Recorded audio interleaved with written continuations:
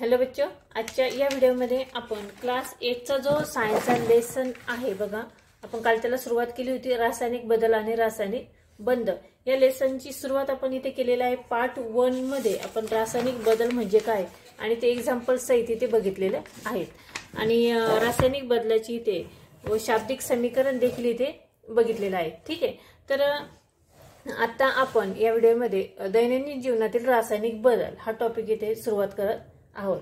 ठीक आहे, तर सुरुवात करूया की बघा, आपल्या आजूबाजूला शरीरात, घरात तसेच प्रयोगशाळेत आपल्याला रासायनिक बदलांची अनेक उदाहरणे दिसतात। त्यामध्ये शाब्दिक व रासायनिक समीकरणे लिहिता येतात। असे आपण काही रासायनिक बदल जे आहेत ते इथे बघणार आहोत। त्यातील पहिलं जे आहे नैसर्गिक रासायनिक बदल। आता नैसर्गिक रासायनिक बदलामध्ये श्वसन हा नैसर्गिक रासायनिक बदल आहे। यामध्ये श्वसन ही आपल्या जीवनात सतत चालू असणारी जैविक प्रक्रिया आहे। या क्रियेमध्ये आपण श्वासावाटे हवा आत घेतो व उच्छवासावाटाद्वारे आपण कार्बन डायऑक्साइड वायू व पाण्याची वाफ बाहेर टाकतो किंवा बाहेर पडतात। सखोल अभ्यासानंतर असे समजते की श्वासावाटे घेतलेल्या हवेतील ऑक्सिजनची पेशींमधील ग्लुकोज बरोबर अभिक्रिया होऊन कार्बन डायऑक्साइड व पाणी हे तयार होतात। या रासायनिक अभिक्रियेचे शाब्दिक समीकरण व रासायनिक समीकरण आपण पुढील प्रमाणे लिहिणार आहोत।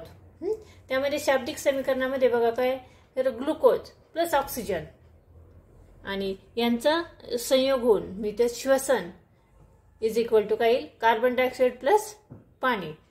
आणि रासायनिक समीकरणामध्ये कसं लिहिणार आहोत आपण, ग्लुकोज म्हणजे C6H12O6 प्लस ऑक्सिजन म्हणजे O2, याचं श्वसन म्हणजे श्वास घेतल्यानंतर काय तयार होतं की CO2 म्हणजे कार्बन डायऑक्साइड आणि H2O म्हणजे पाणी।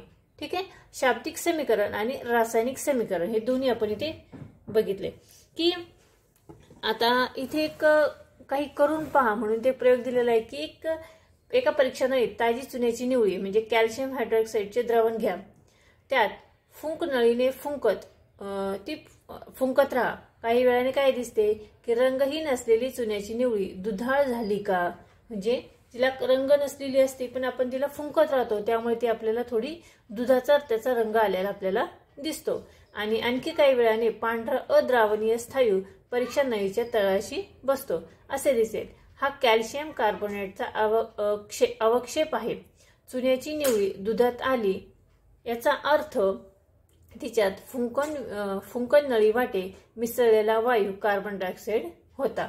आणि आता त्याच्या शाब्दिक समीकरणामध्ये आपण कसं लिहिणार, carbon dioxide plus calcium hydroxide is equal to काय येतं, कॅल्शियम कार्बोनेट प्लस पाणी। वरील शाब्दिक समीकरणासाठी रासायनिक समीकरण आपण लिहा म्हटले आहेत।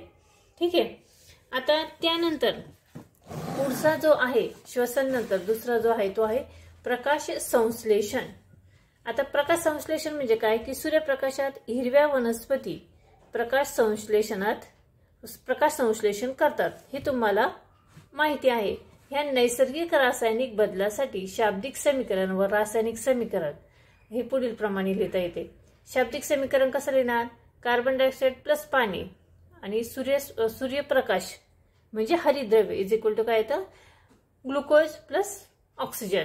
आणि हे रासायनिक समीकरणामध्ये कसं लिहिणार, कार्बन डायऑक्साइड म्हणजे CO2 प्लस पाणी म्हणजे H2O आणि याचा सूर्यप्रकाश आणि हरितद्रव्य एरोवर लिहायचा आहे। आणि त्याचं काय तयार होतं, ग्लुकोज आणि ऑक्सिजन म्हणजे C6H12O6 प्लस O2। ठीक आहे, आता हे आपण बघितले ते सर्व नैसर्गिक बदल होते। दुसरा आहे त्यामधील मानवनिर्मित रासायनिक बदल। आता मानवनिर्मित बदलामध्ये आपण दैनंदिन जीवनात आपल्या उपयोगासाठी अनेक रासायनिक बदल घडवून आणतो।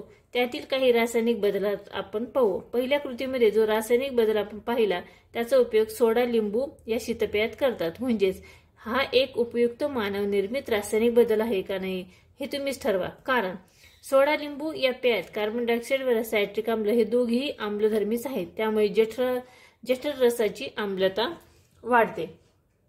यामध्ये इंधनाचे ज्वलन।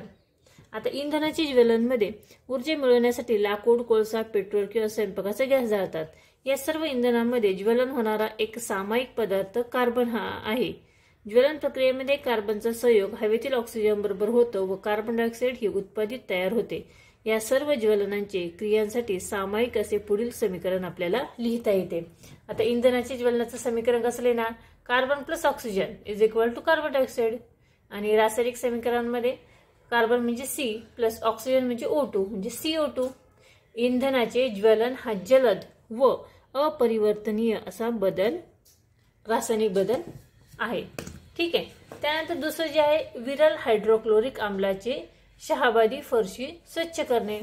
विरल हायड्रोक्लोरिक आम्लाने शहाबादी फरशी स्वच्छ करणे। आता हा जो बदल आहे तो बघा, इथे शहाबादी फरशीचे रासायनिक संघटन मुख्यत्वे कॅल्शियम कार्बोनेट असे आहे।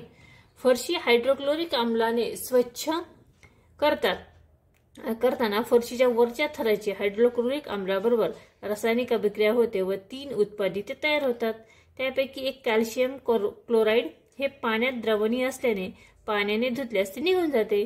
दुसरे उत्पादित म्हणजे कार्बन डायऑक्साईड, याची बुडबुडे हवेत मिसळून जातात। आणि तिसरे उत्पादित म्हणजे पाणी, जे पाण्यात मिसळून जाते। आता या रासायनिक बदलासाठी आपण पुढील समीकरण लिहिणार आहोत। शाब्दिक समीकरण कसं लिहिणार? कॅल्शियम कार्बोनेट प्लस हायड्रोक्लोरिक आम्ल is equal to calcium chloride plus carbon dioxide plus पाणी।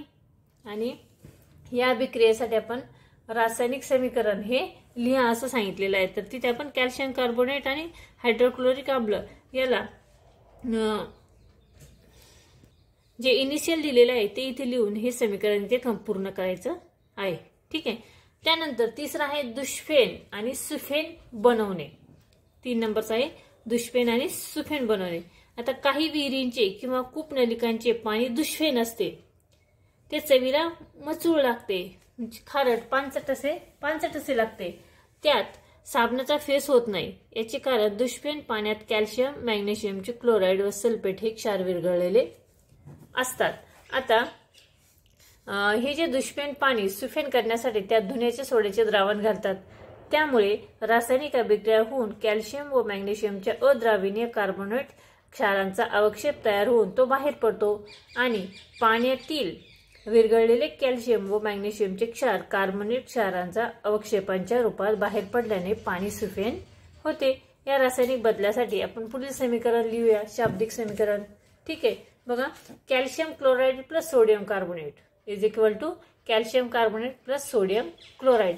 आणि त्यासाठी रासायनिक समीकरण काय येईल बघा, CaCl plus Na2CO is equal to CaCO3A plus NaCl। म्हणजे दुष्फेन पाणी सुफेन करताना मॅग्नेशियमच्या क्षारांमध्ये होणाऱ्या रासायनिक बदलासाठी शाब्दिक व रासायनिक समीकरण लिहा असं सांगितलेलं आहे। त्यानंतर पुढे बघा की रासायनिक बदल होताना द्रव्याचे रासायनिक संघट बदलते व मूळच्या पदार्थाची अभिकारकांची रासायनिक अभिक्रिया होऊन वेगळ्या गुणधर्माचे नवीन पदार्थ उत्पादित तयार होतात, हे आपण पाहिले। हे होताना अभिकारांमधील आणि रासायनिक बंध तुटतात आणि अभिक्रियेमध्ये नवीन रासायनिक बंध तयार होतात। आता हे बंध तयार होऊन नवीन पदार्थ म्हणजे उत्पादिते तयार होतात।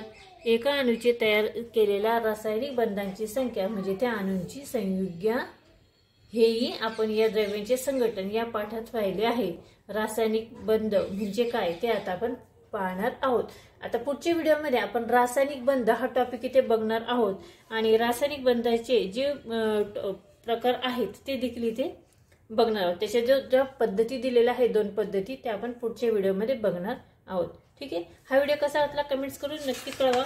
व्हिडिओ आवडला तर व्हिडिओला नक्की लाईक शेअर करा आणि चॅनलवर तुम्ही नवीन असाल तर चॅनल सबस्क्राईब करा। पुन्हा भेटूया पुढच्या व्हिडिओमध्ये।